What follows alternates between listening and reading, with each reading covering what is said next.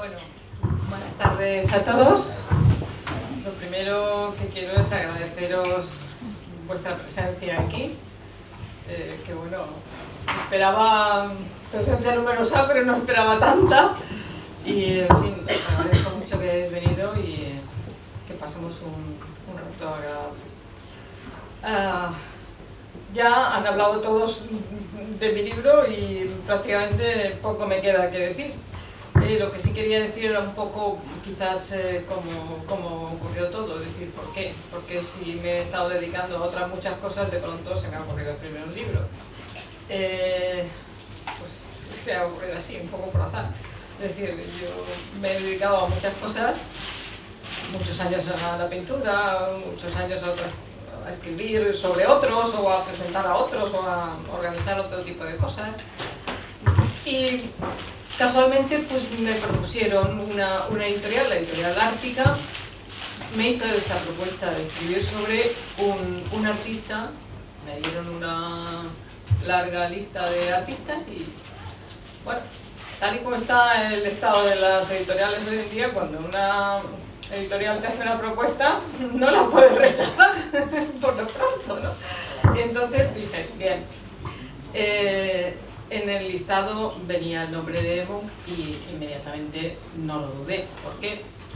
Pues porque es un artista que siempre me ha impactado, pero además desde diría, la más tierna infancia, no la más tierna infancia porque no lo conocía en la infancia, pero sí, por ejemplo, a partir del bachillerato, que es cuando empiezas a conocer un poco pues, de artistas y de movimientos artísticos y tal, o por lo menos yo me interesé mucho por toda esa época y empecé a pintar un poquito y tal. Y de hecho recuerdo, pues de esa época hice mis primeros pinitos artísticos con el óleo. ¿Y qué hice? Pues copiar cuadros de clásicos, ¿no? Y uno de los cuadros que copié era precisamente de Munch, era el de La tarde en Carl Johan, no el grito, ¿eh? El grito me interesaba, pues me interesaba, pero menos. Me interesó más esta en el que hay, no sé si alguno lo conoce, pero es una calle que la pintó mucho Munch. Era una calle central de Oslo, que Oslo era un pueblito en aquella época. Y era la calle central donde se hacía el paseo, o sea, pues las familias pues, después de los trabajos salían y paseaban por la calle y tal.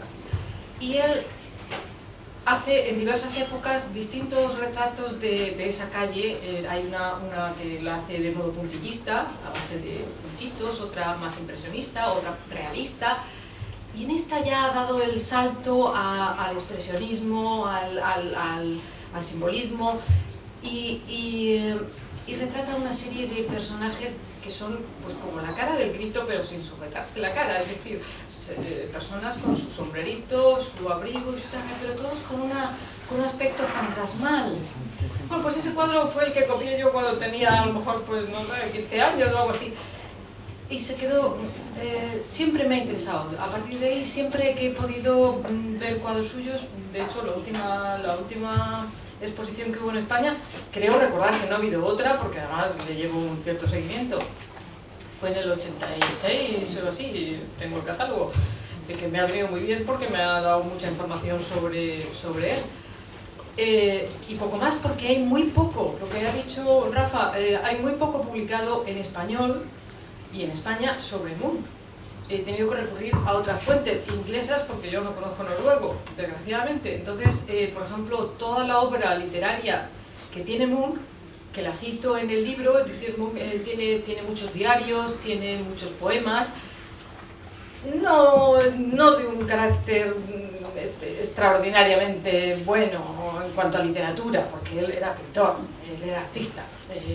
Pero sí que indican un poco pues cómo veía él su vida, o sea, era una manera de expresarse como la pintura, es decir, por un lado pintaba, pero por otro lado también escribía. Y entonces estos textos he tenido noticia de ellos. Ahora, justamente investigando sobre él para escribir el libro, pues pude leer algunos, claro, los leí traducidos del noruego al inglés y del inglés, pues En fin, puede que me haya dejado algo. De hecho, algunos son bastante confusos para mí. Quizás sea porque lo he perdido en la traducción, o quizás sea porque él mismo también tuvo episodios de confusión mental, todo hay que decirlo.